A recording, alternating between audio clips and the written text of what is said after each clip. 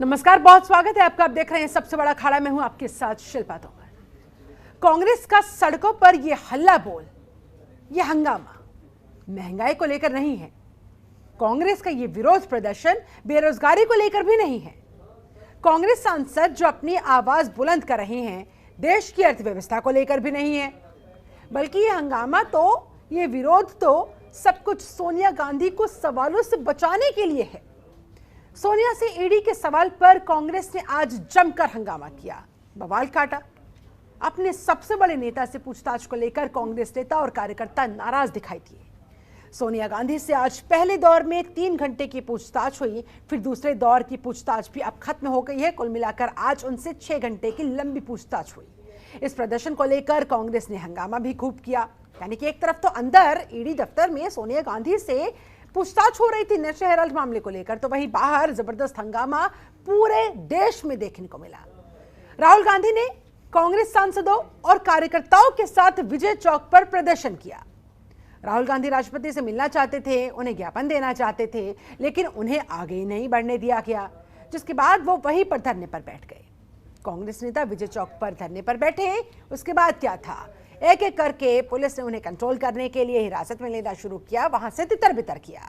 राहुल गांधी समेत इस तरह से 50 सांसदों को पुलिस ने हिरासत में ले लिया। राजस्थान के मुख्यमंत्री अशोक गहलोत का आरोप है कि एजेंसियों का इस्तेमाल करके, या यूं कहा जाए दुरुपयोग करके, वो कह रहे हैं बीजेपी ने पूरे देश में आतंक मचा रखा है।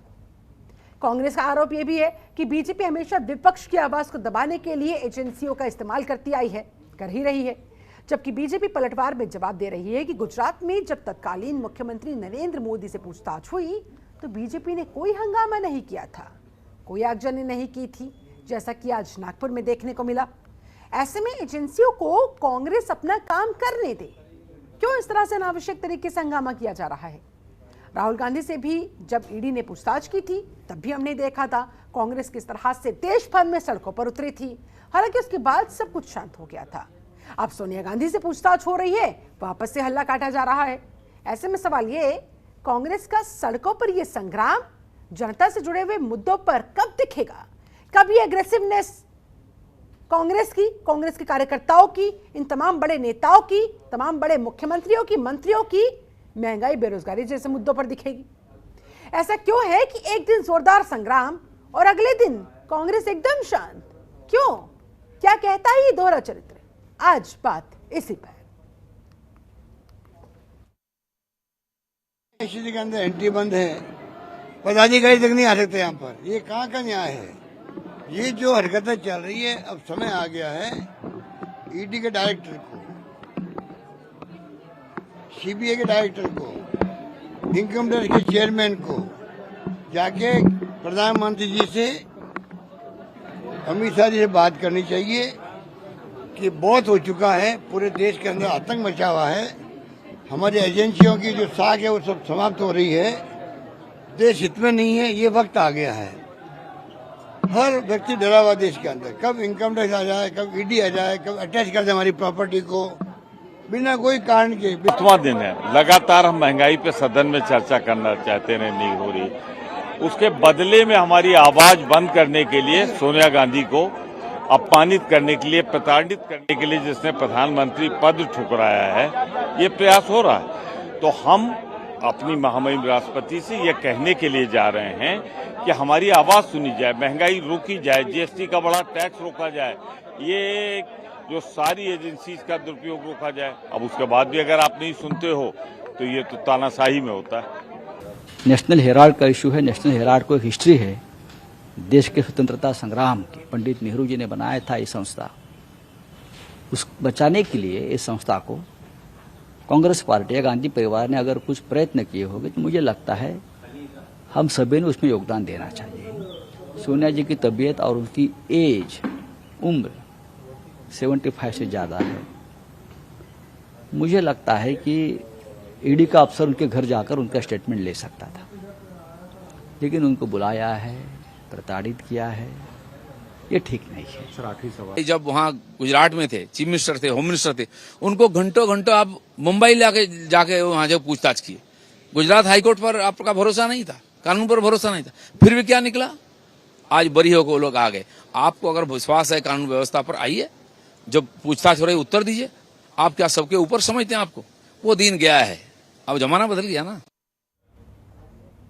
प्रतिक्रियाएं तमाम आपने सुन ली। बहुत सारे सवाल भी खड़े होते हुए इस मसले पर। सवाल ऐसे कि सोनिया गांधी से सवालों पर सांसद इस तरह से बवाल क्यों काट रही हैं, इतना हंगामा क्यों मचा रही हैं?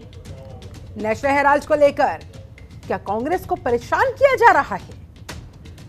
हेराल्ड पर जबरदस्त संग्राम, जनता के मुद्दे पर विश्राम, आखिर क्यों? यह सवाल भी तो फिर कांग्रेस से पूछा जाएगा ना। क्या सिर्फ पारिवारिक मुद्दे ही, कांग्रेस से जुड़े हुए मुद्दे ही उनके लिए सर्वोपरि है? जनता से जुड़े हुए मुद्दों पर वो क्यों नहीं इस तरह से एग्रेसिवनेस दिखाती है?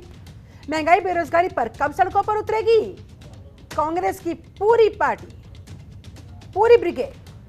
क्या एजेंसियों का वाकई में हो रहा है गलत इस्तेमाल? जो आरोप कांग्रेस पार्टी की तरफ से लगाए जा रहे हैं अनावश्यक तरीके से, कांग्रेस में सोनिया गांधी को, राहुल गांधी को ईडी का दुरुपयोग करते हुए उन्हें परेशान करने का, इन आरोपों में कितना है दम? कांग्रेस का एजेंसियों पर सवाल कहां तक है जायज? आज इन्हीं तमाम सवालों के इर्द गिर्द हम करने वाले हैं चर्चा। हमारे साथ इस समय एक खास पैनल जुड़ चुका है। जल्दी से पैनल का तारुफ आपसे करवा देती हूं। हमारे साथ बीजेपी प्रवक्ता दानिश इकबाल जी जुड़ चुके हैं। बहुत बहुत स्वागत है इकबाल साहब आपका। हमारे साथ कांग्रेस नेता अजय वर्मा जुड़ चुके हैं। बहुत स्वागत है वर्मा जी। टीएमसी प्रवक्ता संजय चक्रवर्ती हमारे साथ मौजूद है। बहुत स्वागत है आपका भी। और राजनीतिक विश्लेषक बिपिन शर्मा भी हमारे साथ मौजूद है। आपका भी बहुत बहुत स्वागत करती हूं। चर्चा की शुरुआत सबसे पहले अजय वर्मा जी आपके साथ। ईडी की पूछताछ कांग्रेस पार्टी को प्रताड़ना क्यों लग रही है? क्यों आखिरकार एक एजेंसी को काम नहीं करने दिया जा रहा है? देश भर में यह हंगामा, ये बवाल, नागपुर में तो आगजनी भी की गई, तस्वीरें हम दिखा रहे हैं। आखिर क्यों? क्या यह है आपका सत्याग्रह? हमको ना तो ईडी से कोई ऐतराज है, ना हमें जांच से कोई ऐतराज है। अगर हमको कोई जांच से या हमारी पार्टी को या हमारी नेता सोनिया जी को या राहुल जी को कोई ऐतराज था तो 50 घंटे 5 बार बुलाया, जानबूझकर उनको प्रताड़ित करने के लिए। और अब दूसरी बार सोनिया जी को बुलाया है। हमारी राष्ट्रीय अध्यक्ष हैं, यूपीए की चेयरपर्सन रही हैं और 2-2 बार प्रधानमंत्री का पद उन्होंने ठुकराया। वो सत्ता और पद के ना लालची हम थे, ना है, ना होंगे। लेकिन जिस तरह से दुरुपयोग किया जा रहा है, ईडी अपना काम करे और जो रिपोर्ट देनी है उसे दे। हमें ना कोई ऐतराज है, ना हम मने कर रहे हैं। लेकिन जिस तरह से ईडी का दुरुपयोग हर चुनाव से पहले, हर इनका ये एजेंडा एक्चुअली में बीजेपी का वेंडेटा चलाया जा रहा है। ईडी, आपसे मैं ये पूछना चाहता हूँ, खाद्यान्न घोटाले में रमन सिंह और उनके बेटे का नाम है, वहां पर वो ये 2012 और 2014 का इस लेटर में तो कोई ना लेन देन हुआ है, ना प्रॉपर्टी की सेल खरीद हुई है, ना हम कोई प्रॉफिट संस्था लेती है, ना केवल एक प्राइवेट आदमी की उसके आधार पर, एप्लीकेशन के आधार पर ये जांच की जा रही है। वो भी अरुण जेटली जी, स्वर्गीय अरुण जेटली जी ने एक बंद कर दिया था। उसके बाद जान के इसको इंटेंशनली नरेंद्र, एक तमाशा राजा आए थे गुजरात से 2014 में, जिन्होंने भारत की खोज की थी। इन्होंने जब भारत की खोज की थी तो वो दानिश से लूंगी, लेकिन उससे पहले कांग्रेस पार्टी पर बताइए, कांग्रेस पार्टी पर बताइए, ठीक है ना? मैं पूरा कर रहा हूँ, मेरा समझ लीजिए। आपको प्रदर्शन करने की इजाजत देता है। अजय वर्मा जी, आप ही के पास आ रही हूँ सर, मैं किसी और पैनलिस्ट के पास नहीं जा रही हूँ, लेकिन आप बस मुझे इतना समझा दीजिए। देखिए, इधर उधर बात को गोलमोल मत घुमाइएगा। प्रदर्शन करिए, बिल्कुल आपका अधिकार है। अगर आपको लग रहा है आप लोगों के साथ कुछ गलत हो रहा है या फिर किसी एजेंसी का दुरुपयोग हो रहा है, आवाज उठाइए, बिल्कुल आपका अधिकार है। लेकिन हंगामा, ये आगजनी, कार को आग के हवाले कर देना, ये मुझे समझ में नहीं आता सर। इस पर तो आपको जवाब देना पड़ेगा। ये कुछ नहीं कर रहे हम लोग, आप समझ लीजिए। ये जो एक इनके प्रायोजित कार्यक्रम की टीम है, जो इनका आईटी सेल है, जो झूठ दिखाता है, गलत सीडी बनवा देता है, फिर शाम को माफी मांग लेता है। मैं पूछना चाहता हूं कि ईडी पैनामा पेपर्स घोटाले में, खाद्यान्न घोटाले में रमन सिंह और उनके बेटे से कब पूछताछ करके उन्हें जेल भेजेगी? ईडी व्यापम घोटाले में करोड़ों अरबों रुपए का घोटाला हुआ, छात्रों की जान चली गई, उसमें कब ईडी पहुंचने जाएगी वहां, कब सीबीआई जाएगी वहां? ईडी जो है, कर्नाटक में येदुरप्पा मुख्यमंत्री थे, खनन घोटाला हुआ 200 करोड़ रुपए का, उसमें कब जाएगी? और एक इनके विधायक ने ये कहा था, आपको मैं सीडी भेज रहा हूं अगर आप कहें अभी तो, कि यहाँ मुख्यमंत्री, बीजेपी के विधायक ने कहा, मैंने नहीं कहा है बात, कि यहाँ मुख्यमंत्री बनने के लिए 2500 करोड़ रुपए दिए जाते हैं और मंत्री बनने के लिए 100 करोड़ दिए जाते हैं। मेरे पास भी ऑफर था।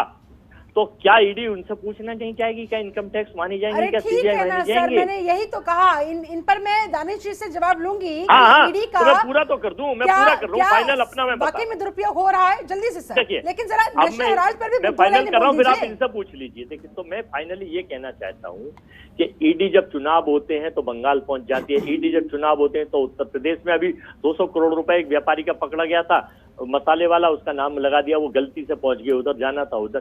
तो ये जो ईडी को अपना काम कर रहे हैं, सरकार स्वैच्छिक संस्थाओं से करने दें, वरना गुजरात में जस्टिस लोया और हिरेन पांडा गृह मंत्री की आत्मा अभी भी ऊपर घूम रही है, वो पूछ रही है हमें न्याय दो। उन्हें आज तक न्याय नहीं मिला, उनका पता नहीं चला मर्डर हुआ या उन्होंने सुसाइड करा। ऐसे आपने इतना सैकड़ों समय ले किस्से लिया, हैं। लेकिन सर आपने नेशनल हेराल्ड पर नहीं बोला, आपने तमाम नेशनल हेराल्ड आरोप पे तो लगा मैंने दिए। कहा तो था, नेशनल हेराल्ड पे मैंने कहा कि इसमें कोई लेन देन नहीं हुआ, इसमें अच्छा। कोई प्रॉफिट संस्था नहीं है, आपने इसमें हम जजमेंट कुछ सुना। कुछ लेते ठीक नहीं है, है, देश यानी कि और आपकी ये कोर्ट जजमेंट केस के साथ बंद कर जाए दिया ना। गया था। ये एक तमाशा राजा आपने गुजरात से फैसला आए सुना थे, दिया। अन्य वो लोग जो पुलिस देखिए, है, जांच एजेंसियां है, फिर उनका क्या काम है? नमक पे टैक्स लगाया था अंग्रेज सरकार अच्छा, ने। ठीक है सर। और आटा पे हमारा राहुल गांधी जी ने आज जो डिमांड उठाई है, जो मांग करी है, वो जीएसटी के ऊपर, महंगाई के ऊपर, रोजगार के ऊपर, अरेस्टिंग इसलिए सड़कों पे इसलिए है, ये तो कोइंसिडेंटली आपकी डेट आपसे डेट की कोइंसिडेंटली मिल रही समस्या है। तो दरअसल यही है ना कि अगर इतने ही एग्रेसिव तरीके से जनता से जुड़े हुए मुद्दों पर अगर कांग्रेस पार्टी निकलती तो शायद आज आपका यह हश्र नहीं होता, मात्र 2 राज्यों तक सिमटकर आप लोग नहीं रह जाते। चलिए, आपने ये जो गंभीर आरोप लगाए हैं, सीधा मैं रुख करूंगी बीजेपी प्रवक्ता दानिश इकबाल का। दानिश जी, ईडी का दुरुपयोग करके देश भर में आतंक मचा रखा है, मैं नहीं कह रही हूँ, कांग्रेस नेताओं के आरोप है, भी आपने सुना भी होगा, साफ साफ कह रहे हैं कि भैया जानबूझकर सोनिया गांधी जी बीमार है लेकिन उन्हें वहां पर बुलवाना, और जहां जहां बीजेपी नेताओं का नाम जिन जिन मामलों में है, ईडी वहां सो जाती है क्या?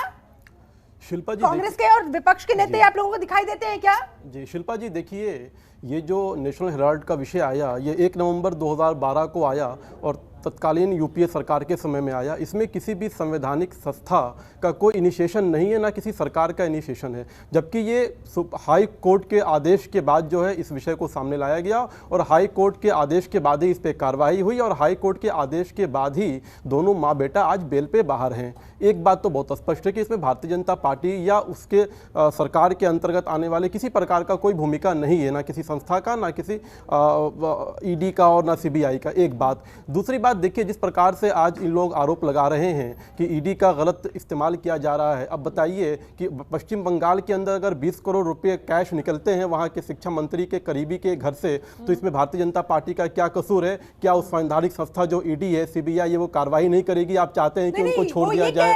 शिल्पा जी कार्रवाई कर रही है, लेकिन नहीं, सिर्फ विपक्षी नेताओं के खिलाफ नहीं, शिल्पा जी, बीजेपी के केसेस को दबा दिया जाता है। नहीं, जिसके भी खिलाफ केसेस होंगे उसके खिलाफ संवैधानिक संस्था अपना काम करेगी। इसमें देखिए, बार बार इन लोग, पूरे विपक्ष की एक ही मुहिम है कि किस प्रकार से इस सरकार को बदनाम तो किया जाए। बिल्कुल कीजिए, आप आलोचना कीजिए सरकार का, आप विपक्ष में हैं, लेकिन संवैधानिक संस्था पे लगातार इन्होंने जो है भरमन फैलाया, लगातार जो है इन्होंने सेना पे सवाल उठाया, तो इनके इस बात में कोई दम नहीं है। संस्था अपना काम करेगी। एक बात। दूसरी बात, आज जिस प्रकार से आज एक भ्रष्टाचार को छुपाने के लिए जिस प्रकार से अहिंसा हो रहा है, आज से ठीक 100 साल पहले गांधी जी ने अहिंसा जो है असहयोग आंदोलन किया था और असहयोग आंदोलन में अराजकता हुई, उसमें जो है आगजनी हुई, तो गांधी जी ने उस आंदोलन को वापस ले लिया था और उसमें जबकि गांधी जी और उस कांग्रेस पार्टी का किसी प्रकार से कोई लेना देना नहीं था। तब तत्कालीन जो कांग्रेस के अध्यक्ष थे लाला लाजपत राय, उन्होंने कहा था कि हमारा आंदोलन तो विफल हो गया है, लेकिन हमारे नेता की जो विराटता है वो स्थापित हुई है। उसी गांधी के सो कॉल्ड नाम को लेकर के आज राजनीति करने वाले लोग, उसी गांधी को जो है अपना पूरा का पूरा अपना मानने वाले लोग, आज उसी गांधी के आधार को करने वाले आज वो भ्रष्टाचार को बचाने के लिए हिंसा कर रहे हैं। ठीक है, मैं आपके पास आती हूँ, लेकिन इसी बीच एक बड़ी खबर बता देते हैं दर्शकों को। बड़ी खबर सोनिया गांधी से जुड़ी हुई, ईडी से जुड़ी हुई है कि आज सोनिया गांधी से ईडी की जो पूछताछ चल रही थी वो खत्म हो गई है। पहले दौर में 3 घंटे उनसे पूछताछ हुई, उसके बाद दूसरे दौर की पूछताछ शुरू हुई, उसमें भी 3 घंटे पूछताछ हुई। इस तरह से कुल मिलाकर आज ईडी ने सोनिया गांधी से लगभग 6 घंटे तक पूछताछ की। तमाम सवाल उनके सामने रखे गए। नेशनल हेराल्ड मामले से जुड़े हुए सोनिया गांधी को ईडी ने कल फिर से बुलाया है। कल फिर से उन्हें पेश होना होगा, सवालों का सामना करना होगा। राहुल गांधी को भी पुलिस ने हिरासत में लिया था, उन्हें भी छोड़ दिया गया है। ये बड़ी अपडेट राहुल गांधी को लेकर। हिरासत में लिए गए थे राहुल गांधी समेत 50 सांसद। राहुल गांधी को तो छोड़ दिया गया, बाकी सांसदों का देखा जाएगा। राहुल गांधी बड़ा चेहरा, सोनिया गांधी के बेटे, जाहिर तौर पर फिलहाल बड़ी अपडेट, राहुल गांधी को छोड़ दिया गया है, हिरासत में थे वो, उन्हें रिहा कर दिया गया है। साथ ही सोनिया गांधी से जो आज के दौर की पूछताछ हुई थी वो खत्म हो गई है, 6 घंटे तक लगभग उनसे पूछताछ हुई। चलिए ठीक है, हमारे साथ और भी खास मेहमान जुड़े हुए हैं। हमारे साथ संजय चक्रवर्ती मौजूद है, टीएमसी प्रवक्ता है। संजय जी बहुत स्वागत सबसे पहले आपका। संजय जी, क्या आपको भी ईडी से डर लगता है?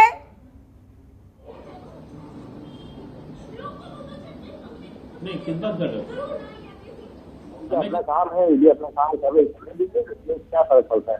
दूध का दूध पानी का पानी हो जाएगा, लेकिन इस बार जरूर इस बात को हम रखना चाहेंगे कि कार्रवाई। आपने कहा मुझे ईडी से डर नहीं लगता, तो ये बात कांग्रेस को कहने में क्या आपत्ति है? ठीक है ना, आपने कहा ना दूध का दूध पानी का पानी हो जाएगा जांच के बाद। कांग्रेस का अपना स्टैंड है, हमारा अपना स्टैंड है। नहीं, मैं यही जानना चाह रही हूँ कि सर जिसने गलत नहीं किया उसे मुझे लगता है ईडी से डरने की आवश्यकता ही नहीं, तो इतना हो हंगामा क्यों? पहली बात तो कल ही ममता दीदी ने क्लियर कर दिया था कि अगर ऐसा बरामद हुआ है, वो दोषी है, तो उनको उम्र तक की सजा दीजिए। तो साफ साफ उसके उन्होंने जो 48 घंटे का संशोधन करके उनको क्लियर कर दिया था, अगर वो दोषी है तो जो है आप उम्र तक की सजा करिए, उसकी रिकवरी करिए।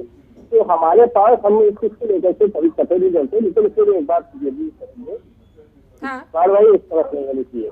कार्रवाई हो तो सबसे कार्रवाई हो तो ये भी देखा जाए कि महाराष्ट्र में जो अभी 50 विधायक इधर से उधर हो गए, तो 50 विधायक का खर्चा कौन उठा रहा था? इसकी भी कार्रवाई क्यों नहीं कर रही है? वो जो है महाराष्ट्र से निकल करके वो पहुंचे गुजरात से पहुंचे गोवा से पहुंचे आसाम, उनका खर्चा कौन उठा रहा था? वो फ्लाइट से खर्चा कौन उठा रहा था? सर वो अलग बात है, मैं आपसे ईडी को लेकर, उसकी पूछताछ को लेकर सवाल कर रही हूँ सर। आज के मुद्दे पर रहते हैं, देखिए इधर उधर नहीं जाने दूंगी आप। ये इससे क्यों ईडी चर्चा लेकर के? इससे जांच के लिए होता, इससे भी जांच होनी चाहिए ना। एक बात बताइए, मैं सिर्फ एक छोटा सा क्वेश्चन आपसे पूछना चाहता हूँ, पिछले 8 साल के अंदर भाजपा से एक भी नेता मंत्री जो है ईडी की जांच के दायरे से नहीं आया। कौन सी गंगा है भाजपा? कौन सी गंगा है जो यहाँ पे जो जैकलिन होकर के साफ हो जाता है? बड़े से बड़ा हार्दिक पटेल हो, वो देश विरोधी था, भाजपा में क्या साफ होता है? अच्छा ठीक है, ये सवाल मैं ऑलरेडी दानिश जी से पूछ चुकी हूँ सर, मैं आपके कहने से एक बार दोबारा पूछ लूंगी, लेकिन आप मुझे ये बताएं कि पूछताछ जब एक तरफ चल रही है, दूसरी तरफ ये हंगामा, सड़कों पर उतरकर ये पूरा हो हल्ला करना, ये जायज है? संजय जी क्या ये जायज है? हमारे यहाँ पे हो हल्ला नहीं है, किसी भी तरीके से जो है जिस तरीके से हरकतें नहीं की गई। अगर ममता दीदी ने तो साफ कह दिया, अगर वो गलत है जहाँ से जाना चाहिए गलत है, तो उनको जो है अब सही बात है, ठीक है, यानी कि एजेंसीज को अपना काम करने दिया जाना चाहिए। ममता दीदी ने कह दिया ना कि दूध का दूध पानी का पानी जल्दी जांच के बाद सामने आ जाएगा, और आपने ये भी कहा कि हम तो इस तरह से हंगामा करते हुए सड़कों पर नहीं उतरे। चलिए ठीक है, आपके पास मैं लौटती हूँ। गणेंद्र भारद्वाज जी, आपको तो ईडी से डर लगता होगा सर, एम आई राइट? शिल्पा जी बोलूं? बोलिए। हाँ देखिए शिल्पा जी, पिछले 8-9 साल से जब से देश में नरेंद्र मोदी जी की सरकार आई 2014 के बाद से, आपने देखा कि किस तरीके से सरकारी जांच एजेंसियों को दुरुपयोग हो रहा है। ईडी नहीं, सिर्फ सीबीआई, इनकम टैक्स, इन्फोर्समेंट, तमाम एजेंसियां नरेंद्र मोदी जी अपने राजनीतिक जो विरोधी हैं उससे बदला लेने के लिए उनका मिसयूज कर रहे हैं। और एक बार नहीं, एनआईए ने भी, अभी आपने देखा किस तरीके से शाहरुख खान के बेटे के केस में किस तरीके से एनआईए ने पूरे का पूरा एक पिक्चर बना दी कि शाहरुख खान और उसका पूरे का परिवार, उसका बेटा आर्यन, सब ड्रग्स माफिया के साथ सर छोड़ दीजिए ना शाहरुख खान को, आप मुझे बताइए कि आपको ईडी से डर लगता है? अरे सुन क्या लीजिए ना, आपको पर्सनली ईडी से डर लगता है? आपको लगता है कि बिना बात के ईडी आएगी, आपके ऊपर छापा मार देगी, आपको उठाकर ले जाएगी? सुन लीजिए, किस तरीके से जांच एजेंसियों का दुरुपयोग हो रहा है वो देश के सामने है। अब जिस तरीके से हमारे सतेंद्र जैन साहब वाले केस में जिस तरीके से ईडी ने कार्रवाई की, ईडी ने कोई एफआईआर नहीं करी, कोई एविडेंस नहीं है। सतेंद्र जैन साहब के ऊपर एक 8 साल पुराना केस ईडी ने रजिस्टर करा। उस 8 साल पुराने केस को सतेंद्र जैन जी को तकरीबन 20 से 25 बार उनको इन्वेस्टिगेशन में बुलाया गया, उन्होंने अपनी बात कही, और जब इन्वेस्टिगेशन में कुछ नहीं मिला तो उस ईडी ने और सीबीआई ने बाकायदा कोर्ट में ये एडमिट करा कि जी सतेंद्र जैन साहब के खिलाफ कोई एविडेंस नहीं है और हम इस पर क्लोजर रिपोर्ट देना चाहते हैं। लेकिन जैसे सतेंद्र जैन साहब को पार्टी ने हिमाचल की जिम्मेदारी दी, हिमाचल प्रदेश में जाके सतेंद्र जैन साहब ने काम करना शुरू करा और जिस तरीके से भारतीय जनता पार्टी को लगा कि भारतीय जनता पार्टी की हिमाचल सरकार बीजेपी को लगा कि हिमाचल में आम आदमी पार्टी कहीं पंजाब वाला कमाल न कर दिखाए, इसलिए ईडी का शिकंजा कसवा दिया गया, ये कहना चाह रहे हैं आप सर? हाँ, निश्चित तौर पर उसी से डर के, उसी से घबरा के सतेंद्र जैन साहब को अरेस्ट कर लिया। और निश्चित तौर पर देखिए, मैंने पहले भी कहा और इसी फॉर्मूले के दम पर दानिश इकबाल, आप सुन तो लीजिए शिल्पा जी, ठीक है सर, 2015 से जब से हमारी सरकार बनी है, हाँ। लगातार हमारे विधायकों पे, हमारे नेताओं पे इस तरीके के फर्जी मुकदमे हुए। मुख्यमंत्री जी के घर पे रेड हुई, उप मुख्यमंत्री जी के घर पे रेड हुई, मुख्यमंत्री जी के ऑफिस पे रेड हुई, हमारे 36 विधायकों पे 150 से ज्यादा फर्जी मुकदमे लगाए गए और हमारे 36 में से 34 विधायक कोर्ट से 22 बरी हो गए हैं। ठीक है सर, आपके सवालों का, आपके आरोपों का मैं सीधा जवाब, सर ठीक है, आपकी बात मोटे मोटे तौर पर आ गई है। कुल मिलाकर सारे फर्जी मामले यहाँ पर विपक्षी दलों के नेताओं पर, क्यों? क्योंकि बीजेपी जब डर जाती है तो ईडी को आगे कर जाती है। दानिश इकबाल, जल्दी से आपको रिएक्शन, उसके बाद में विपिन शर्मा सीधा आप ही के पास आ रही। शिल्पा जी, 2 दिन पहले आप ही के चैनल पे डिबेट में यही बात इन लोगों ने कहा था और मैंने कहा था कि पंजाब चुनाव अभी 3 महीने पहले हुए हैं, उससे पहले इनके जो मंत्री थे जिनका डिग्री फर्जी था, अरविंद केजरीवाल जी कह रहे थे कि मैं सत्यापित कर रहा हूं कि ये फर्जी डिग्री नहीं है। क्या हुआ?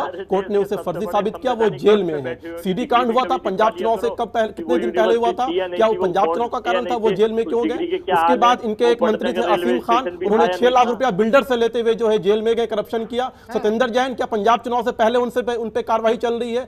सोमनाथ भारती, अमरतुल्ला खान। तो इस तरह की बेबुनियाद बातें करना, मुझे लगता है आधार, लॉजिक के आधार पर, तर्क के आधार पर जवाब दीजिए। अगर आपके पास तर्क नहीं है तो इस तरह की बेबुनियाद बात करने का कोई अधिकार नहीं है। अच्छा जी, आऊंगी सर आपके पास एक बार जल्दी से। विपिन शर्मा बहुत देर से इंतजार कर रहे हैं, माफी के साथ विपिन शर्मा आपके पास आना चाहूंगी, काफी देर से आपके पास आ पाई। विपिन जी, मेरा सीधा सवाल, क्या वाकई में बीजेपी नाजायज तरीके से ईडी का दुरुपयोग कर रही है, जैसा कि आरोप विपक्षियों की तरफ से लगाया जा रहा है, या फिर दाल में वाकई कुछ काला है? क्या लगता है सर? और ऊपर से कांग्रेस की तरफ से इस तरह से सड़कों पर उतरकर हंगामा करना, यह कहां तक फिर जायज है?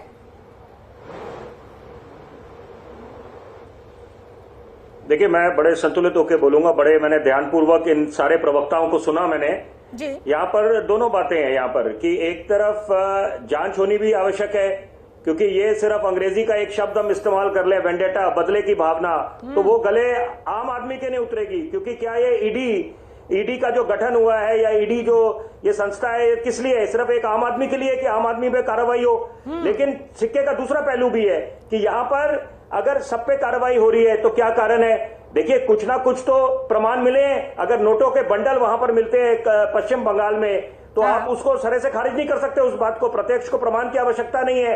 वहां पर पार्था चैटर्जी, तो ये बातें, कई बातें तो समझ आती हैं, गले उतरती हैं। और रही बात नेशनल हेराल्ड केस का, तो वहां पर मैं जरूर 2 सवाल बनते हैं। एक आम आदमी पूछना चाहेगा कि आप एजेल को जब एक इंटरेस्ट फ्री लोन मिलता है, 90 करोड़ का वो लोन लेती है, उसके बाद अचानक एकाएक यहाँ पर मैदान में यंग इंडिया आ जाती है, और उसके बाद पहले तो आपने स्वतंत्र सेनानी जितने थे आपने उनको, तो आज वो कहां पर है? कितने शेयर होल्डर्स हैं? तो ये बातें बड़ी जायज हैं। यहाँ पर ये बात बनती है यहाँ पर कि दूध का दूध पानी का पानी हो जाए। बिल्कुल निश्चित बात है। उसके बाद जनता जनार्दन होती है, जनता को बिल्कुल एक अच्छा संदेश मिल जाएगा कि क्या, एक मिनट, कि क्या ये बेवजह कार्रवाई हो रही है। और निश्चित बात है, टीचर्स रिक्रूटमेंट स्कैम की बात करें हम पश्चिम बंगाल की, हम सत्येंद्र जैन की बात करें, यहाँ पर विपक्ष को पूरा हक है, वो लोकतांत्रिक तरीके से उस प्रक्रिया से विरोध प्रदर्शन कर सकते हैं। लेकिन यहाँ पर कानून को हाथ में लेने का किसी को हक नहीं मिलता, जितना भी रसूखदार आदमी हो या एक आम आदमी हो। यहाँ पर हमें कायदे कानून पे रहना पड़ेगा, उनका अनुपालन करना पड़ेगा। लेकिन यहाँ पर वो निश्चित बात है, दूसरा पहलू ये भी है कि विपक्ष को पूरा हक है, यहाँ पर वो बोल सकते हैं कि यहाँ पर क्या बदले की भावना से कार्रवाई हो रही है। लेकिन फिर यहाँ पर पीछे जाना पड़ेगा, कुछ साल पीछे जाना पड़ेगा। यहाँ पर कोई भी जांच से ऊपर नहीं है। और यहाँ पर अगर जांच होती है तो जांच तो पीछे सबकी हुई है, भाजपा के नेताओं की भी जांच हुई है, कांग्रेस के नेताओं की जांच चल रही है, आम आदमी पार्टी को भी कटघरे में खड़ा करा हुआ है। तो यहाँ पर ये दोनों बातें हैं यहाँ पर कि कुछ जायज सवाल जो बनते हैं उसका उत्तर मिलना चाहिए, ताकि एक आम आदमी को भी संतुष्टि मिले। बिल्कुल ये वाजिब सवाल आपने यहाँ पर उठाया है सर। इसी सवाल के साथ अजय वर्मा जी, जल्दी से आपका रिएक्शन। वर्तमान दौर में अजय जी, देखिए, आम आदमी कंफ्यूज है। बीजेपी का साफ कहना है कि हमारे भी तो बड़े बड़े नेताओं के खिलाफ मामले चले थे, वो भी तो पेश हुए थे ना तमाम एजेंसियों के सामने, उन्होंने तो इस तरह से हंगामा नहीं किया था, तो आप लोगों को क्यों आखिरकार इतनी मिर्ची लगी हुई है? शिल्पा जब मैं आपको ये बता दूं, वर्तमान में शुभेंदु अधिकारी बीजेपी के लीडर ऑफ अपोजिशन है बंगाल के। इससे पहले वो ममता सरकार में मंत्री थे। जब वो ममता सरकार में मंत्री थे और महत्वपूर्ण डिपार्टमेंट थे, उनके फादर एमपी थे, उनके भाई एमएलसी थे, उनका नाम ईडी के पोर्टल पर था जब तक वो बीजेपी में शामिल नहीं हुए थे। चेक करा लीजिए, उसमें डाल के डाल लीजिए गूगल पर और ईडी का पोर्टल उठा लीजिए उससे साल पहले। जब वो बीजेपी में आ जाते हैं तो वो कौन सा गंगा जल है कि वो धुल जाते हैं और उनका नाम पोर्टल से गायब हो जाता है, वहां ईडी जाती नहीं है। एक सवाल। दूसरा सवाल, ईडी उत्तर प्रदेश में अभी इनके एक मंत्री हैं दिनेश खटीक मेरठ से, उन्होंने इस्तीफा दे दिया और आरोप लगाया स्वतंत्र देव जो इनके कैबिनेट मिनिस्टर हैं कि उसमें लाखों करोड़ों का घपला हुआ है, मैं इस्तीफा दे रहा हूं, मेरी चल नहीं रही है, मानी नहीं गई है। एक स्वास्थ्य मंत्री, एक पीडब्ल्यूडी मिनिस्ट्री जतिन प्रसाद के, उसमें एक ओएसडी की बलि चढ़ा दी गई। ईडी ने मंत्रियों को तो हाथ डाला नहीं, जैसे बंगाल में डाला मंत्रियों पे हाथ, वहां भी पीए पे डालते तीसरी कर देते फॉर्मेलिटी करने के लिए। तो यहाँ पे भी इनको 100-500 करोड़ रुपए मिलते एक दो नंबर। फिर यहाँ एक पशुधन घोटाला हुआ, अखबारों में कटिंग है वो भेज दूं आपको, 53 करोड़ रुपए का घोटाला हुआ है उपकरण में खरीदों में, वहां भी इन्होंने सस्पेंड कर दिया जो 3-4 ऑफिसर। तो फिर ईडी के हाथ बीजेपी बांध देती है, ये आरोप विपक्ष के, ये तो 3 उदाहरण दिए अभी अजय वर्मा ने। क्यों ना इस पर कहा जाए? दानिश जी से मैं सवाल का जवाब लूंगी जल्दी से सर, मुझे ब्रेक पर भी जाना होगा सर।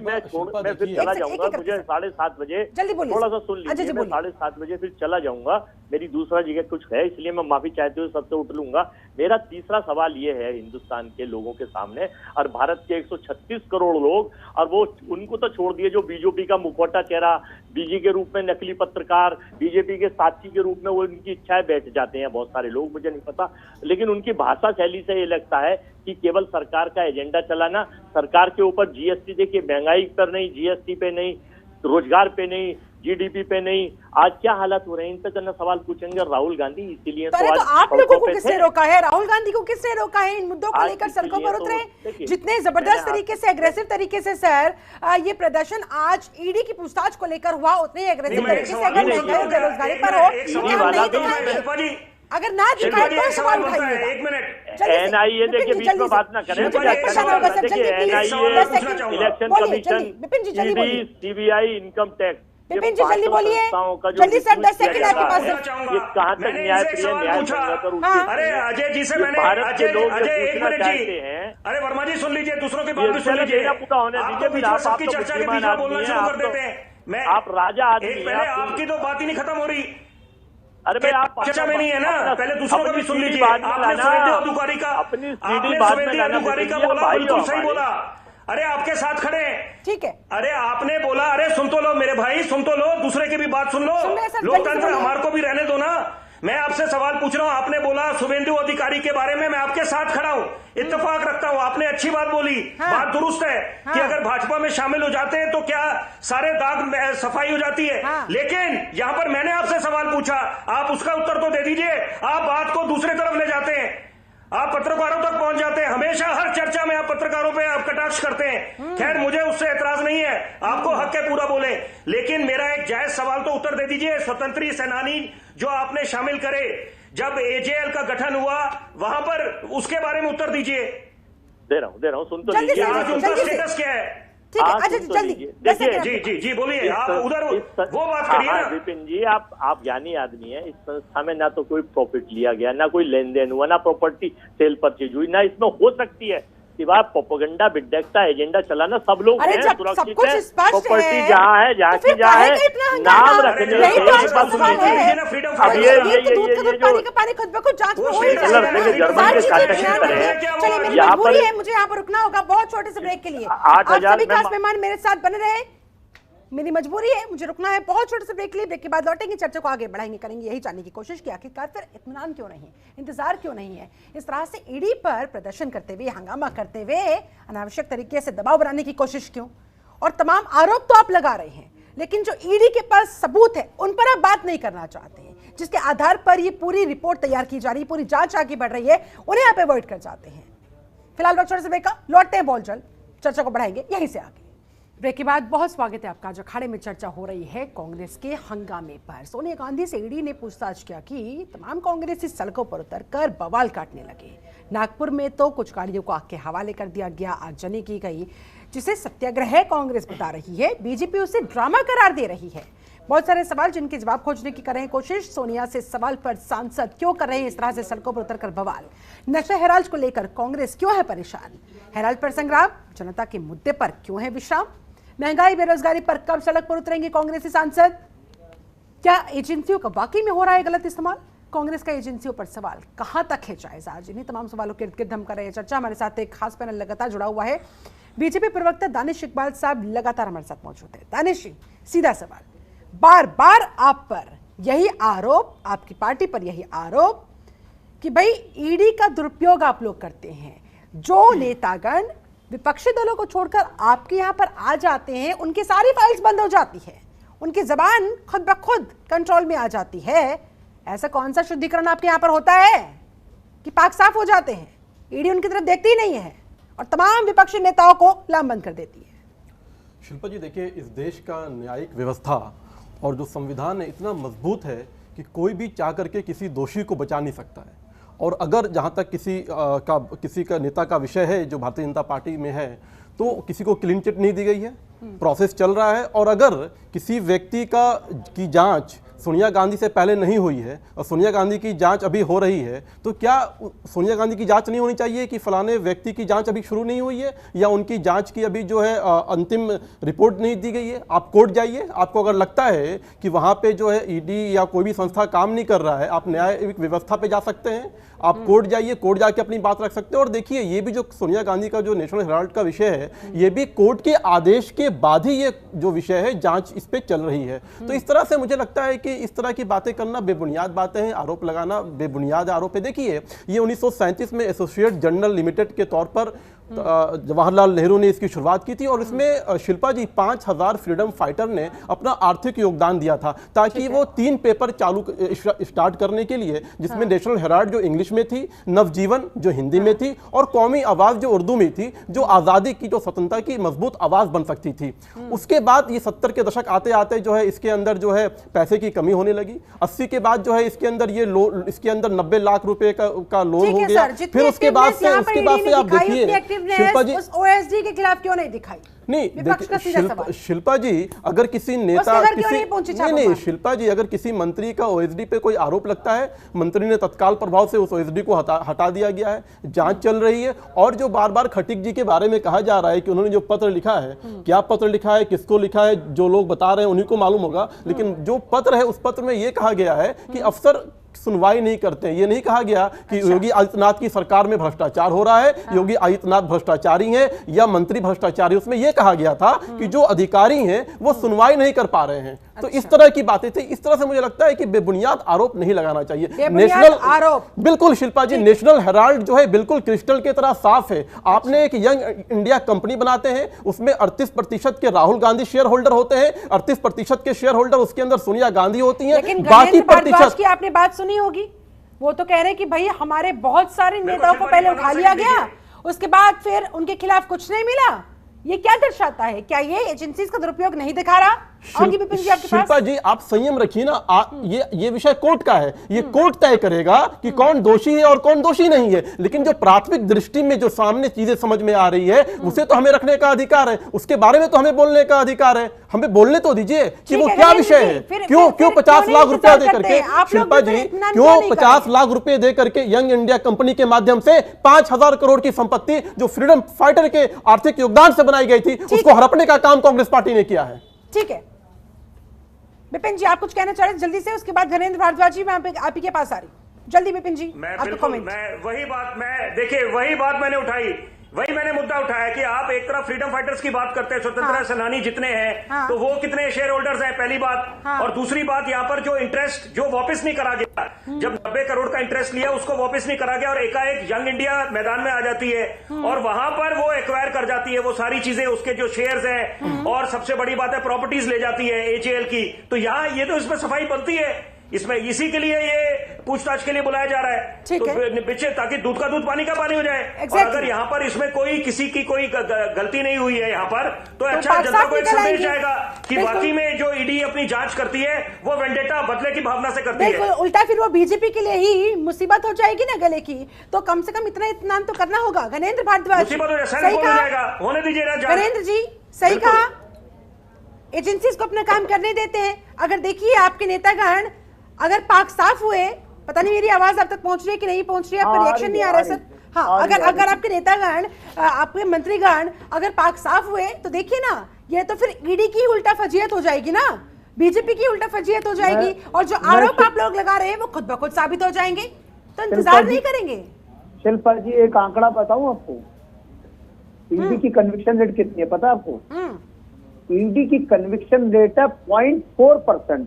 0.4% का मतलब पता क्या हुआ कि 100 लोगों पे आपने मुकदमा दर्ज करा ईडी ने, और एक आदमी पे भी मुकदमा सिद्ध नहीं कर पाई, ये कन्विक्शन रेट है। तो आप लगा सकते हो कि ईडी किस तरीके से काम कर रही है। मैं भारतीय जनता पार्टी की सरकार नहीं, इससे पहले कांग्रेस की भी सरकार थी, कांग्रेस के साथ ही चले गए।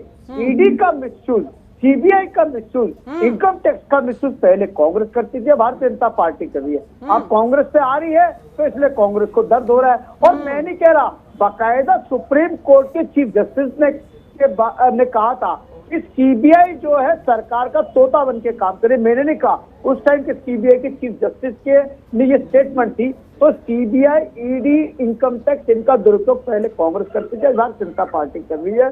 और देखिए कन्विक्शन रेट बताता है कि किस तरीके से ईडी में, आपने किसी को ईडी में अरेस्ट करा, आपने उसको जेल भेज दिया और 2-5 साल उसको बदनामी झेलनी पड़ी, उसके पूरे का पूरा परिवार तबाह हो गया, उसका कैरियर तबाह हो गया।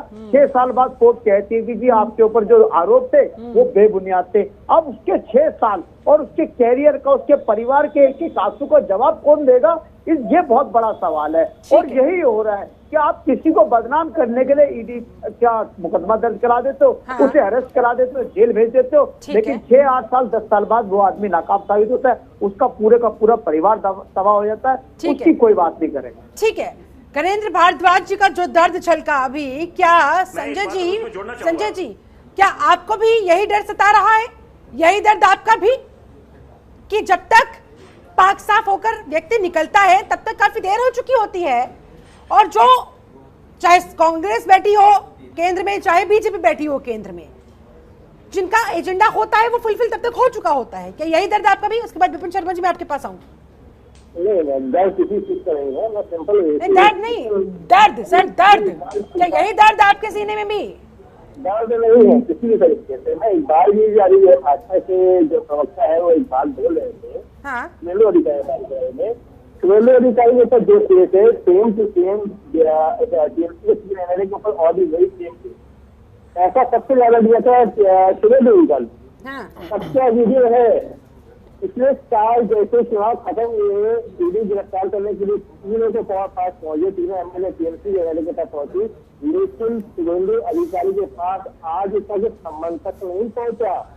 ये है भाजपा का वासी, मुझे ये मैं बताना चाहता हूँ। अच्छा, पार्थ को शिकंजे में कस लिया क्योंकि वो टीएमसी में थे, शुभेंदु वहां चले गए थे तो इसलिए उन्हें बख्श दिया गया, आप ये कह रहे हैं? सुन लीजिए, यस, हाँ, यस, वो वॉशिंग मशीन में चले गए ना, वॉशिंग मशीन साफ हो गए वहां से आके। दूसरी चीज आती है कि आपने स्वामी प्रसाद मौर्य जो पिछले टर्म में योगी जी के सरकार में कैबिनेट मंत्री थे, मजबूत मंत्री थे, स्वामी प्रसाद मौर्य 5 साल तक कैबिनेट मंत्री रहे।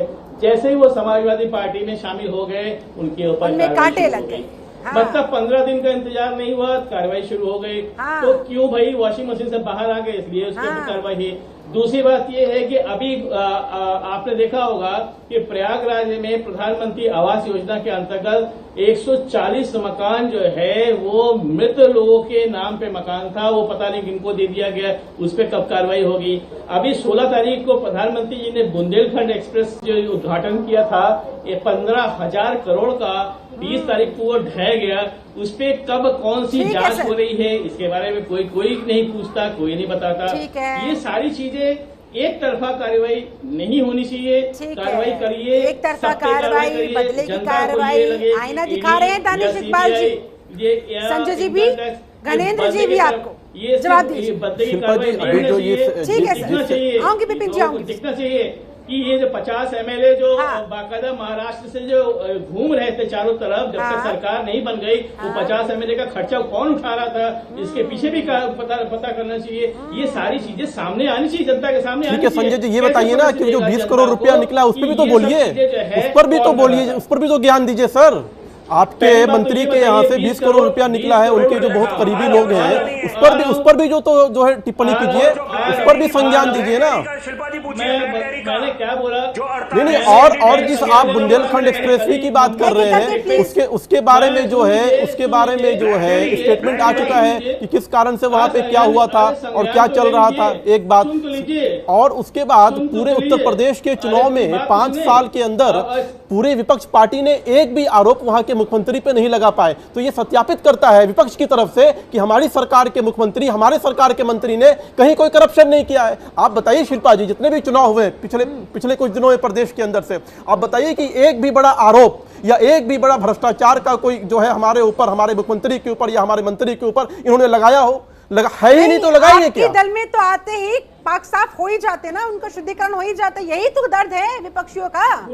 और इसी लालच के साथ, इसी लालच को देकर आप उन्हें अपनी तरफ खींच लेते हैं। बार बार कह रहा हूँ कि जो लोग भी दोषी हैं वो कोर्ट तय करता है, कोई संस्था तय नहीं करेगा या सरकार तय नहीं करती है। अगर आपको लगता है कि पक्षपात हो रहा है तो आप जाइए ना कोर्ट। अगर आपको लग रहा है कि डिस्क्रिमिनेशन हो रहा है संस्था के माध्यम से, आप कोर्ट जाइए, आप न्यायालय का दरवाजा खटखटाइए। अदालत का दरवाजा खटखटा सकते हैं, किसी ने नहीं रोका है, न टीएमसी को रोका है, न कांग्रेस को रोका है, न आम आदमी पार्टी को रोका है, न किसी और अन्य व्यक्ति को रोका है। जिसे शिकायत हो, लग रहा हो कि एजेंसीज का दुरुपयोग हो रहा है, सुनवाई नहीं हो रही है, जाइए कोर्ट का दरवाजा खटखटाइए। चलिए ठीक है, मेरे पास समय की कमी है, सभी लोगों से मैं जल्दी फाइनल कमेंट चाहूंगी। बिपिन शर्मा, सबसे पहले कंक्लूजन आपका सर, ये हंगामा यूं ही जारी रहने वाला है? देखिए मैं ये बोलना चाहूंगा, दोनों सिक्के के दोनों एजेंसीज को अपने तरीके से काम करने दिया जाएगा या नहीं? देखिए वो बिल्कुल निष्पक्ष जांच होनी चाहिए और इनको अपने तरीके से स्वतंत्रता देनी चाहिए कि भाई आप अपने तरीके से जांच करें। लेकिन दोनों पहलू है सिक्के के। पहली बात कि भाजपा पे अगर विपक्ष ये आरोप लगाती है कि जब आपके किसी पे अगर आरोप होते हैं और कोई किसी पे ऐसे अंदेशा जताया जाता है कि यहाँ पर ये इसने घोटाला करा है, तो अगर वो भाजपा में शामिल हो जाते हैं तो सारे दाग धुल जाते हैं। लेकिन अगर हम दूसरा पहलू लें यहाँ पर कि यहाँ पर अगर हम आम आदमी पार्टी की बात करें, उनकी शराब नीति को लेकर आबकारी नीति कि भाई एलजी साहब ने वहां पर सीबीआई की जांच के लिए बोला है कि क्या कारण था कि वो एक्साइज डिपार्टमेंट ने 144 करोड़ का वेवर दिया है, जो भाजपा आरोप लगा रही है। दूसरी बात है कि जो पश्चिम बंगाल में ब्लैक डायरी मिली, ब्लैक डायरी तो प्रत्यक्ष को प्रमाण की आवश्यकता नहीं है, और जो नोटों के बंडल मिले तो वहां वो सारी बातें, तो यहाँ पर निश्चित बात है मामले की तह तक जाने की आवश्यकता है। आम आदमी चाहता है कि यहाँ पर पारदर्शिता बनी है। आप बड़े बड़े वादे करे जाते हैं चुनावी मैदान में, जब रूबरू होते हैं जनता के साथ, बीच में राजनीतिक दल नेता वो ये वादा करते हैं कि हम पारदर्शिता बनाएंगे। तो यहाँ पर चाहे जिसकी भी सत्ता हो, जिसकी भी सरकार हो, यहाँ पर वो खौफ की राजनीति से ऊपर उठकर जनता को जवाब चाहिए। जाहिर तौर पर संजय जी, जल्दी से फाइनल कमेंट आपका। मैं तो साफ साफ बोल रहा हूं कि अगर कार्रवाई हो तो सब पे कार्रवाई हो। जो भी भ्रष्टाचारी है कोई भी बचना नहीं चाहिए। ठीक है, जिसने भी भ्रष्टाचार किया वो भाजपा को हो, चाहे टीएमसी का हो, चाहे कांग्रेस को, कोई भी हो, तो भ्रष्टाचारी को बचना नहीं चाहिए। जांच समान रूप से होनी चाहिए ताकि जनता को लगे कि ठगा नहीं गया, वो उसके साथ बेईमानी नहीं हो रही है। उसका पैसा जो टैक्सेस से वो पैसा भरा गया है, आपके हिसाब से सही जगह पे ऐसा तो संभव नहीं है कि बीजेपी का कोई नेता कोई गड़बड़ घाला ना करे, उन पर भी उसी तरीके से कार्रवाई होनी चाहिए, इक्वालिटी वहां भी होनी चाहिए। चलिए ठीक है, जल्दी से घरेंद्र भारद्वाज, आपका conclusion sir. Modi, Vijay Mallya, DHFL और जो 11 लाख करोड़ रुपए आपने उद्योगपतियों का एनपीए माफ करा, उनके खिलाफ ईडी कब जांच करेगी? देश में कोविड में सब लोग बर्बाद हो गए, लेकिन गौतम अडानी की संपत्ति 1600 गुना बढ़ी और मुकेश अंबानी की 1200 गुना बढ़ी। इस पे ईडी कब जांच करेगी कि देश में हर आदमी मर गया, लेकिन मुकेश अंबानी की 1200 गुना संपत्ति बढ़ गई और गौतम अडानी की 1600 गुना बन गई। इस पे भी जांच होनी चाहिए, ईडी इस पे भी काम करे। गौतम अडानी के पोर्ट पे अगर ड्रग्स मिलती है 5000 करोड़ रुपए की, उस पर ईडी क्यों नहीं काम करती, इन सब चीजों उस पर ईडी क्यों चुप्पी साध लेती है, या फिर उन्हें चुप रहने के लिए कह दिया जाता है। दानिश इकबाल। शिल्पा जी देखिए, हम नेशनल हेराल्ड की बात कर रहे हैं और नेशनल हेराल्ड जो है कांग्रेस से जुड़ी संस्था थी और 90 करोड़ के लोन जो थे इसके ऊपर वो कांग्रेस सरकार 10 साल यूपीए 1 यूपीए 2 रह करके भी उसके लोन को माफ नहीं करा पाई, सरकारी विज्ञापन नहीं दे पाई। जबकि उसके विपरीत एक निजी संस्था राजीव गांधी फाउंडेशन, उसको जो है प्रधानमंत्री रिलीफ फंड से भी फंड मिलता है, 100 करोड़ रुपए मिलते हैं, यहाँ तक कि चीन के दूतावास से भी उसको पैसे मिलते हैं, जाकिर नायक के जो उसके स्पिरिचुअल कंपनी थी उससे भी पैसे मिलते हैं। सवाल ये खड़ा होता है कि राजीव गांधी फाउंडेशन के लिए 100 करोड़ रुपए आपको मिल जाते हैं लेकिन नेशनल हेराल्ड के लिए पैसे नहीं मिलते हैं, तो कहीं ना कहीं आपकी मंशा क्या थी वो दर्शाता है कि आप चाह रहे थे कि किसी प्रकार से नेशनल हेराल्ड की जो संपत्ति है 5000 करोड़ रुपए की उसको जो है 10 सेकंड में बता दीजिए, क्योंकि आपकी मंशा पर ही सवाल खड़े हो रहे हैं। नहीं, हमारी मंशा बहुत साफ है। इस देश के अंदर, नए भारत के अंदर जो करप्शन करेगा वो जेल के अंदर जाएगा, कोई बख्शा नहीं जाएगा, चाहे वो किसी भी पार्टी का हो। ठीक है, बहुत बहुत शुक्रिया, बहुत बहुत शुक्रिया। मेरे पास समय बस इतना ही था। बहुत शुक्रिया आप सभी, खास मेहमानों का मेरे साथ इस चर्चा में जुड़ने के लिए, समय निकालने के लिए बहुत बहुत धन्यवाद। तो ईडी की जांच पर, उसकी कार्रवाई पर सवाल तो खड़े हो रहे हैं,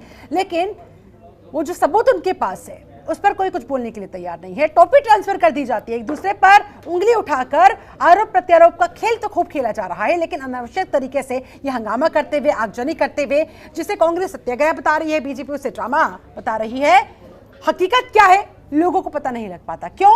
क्योंकि राजनीति इस हद तक हावी हो जाती है। ऐसे में इस राजनीति पर काबू पाना होगा। फिलहाल मेरे साथ इस चर्चा में जुड़ने के लिए आप सभी का बहुत शुक्रिया। बने रहे जनतंत्र टीवी के साथ। नमस्कार। खबरों के निष्पक्ष विश्लेषण के लिए सब्सक्राइब करें Jantantra TV and press the bell icon. Never miss any update.